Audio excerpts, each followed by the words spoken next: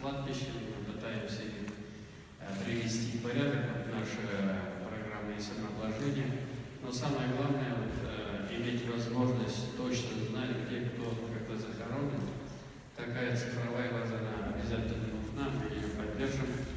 Ну и счастье того, что здоровье людей, тем более вот то, что предлагают молодые люди, это очень актуально. Конечно, но все эти проекты вообще. Ведь вопрос в том, что, может быть, мы и знаем молодежь, но когда это мы слышим со стороны молодежи, уже восприятие совершенно другое. Поэтому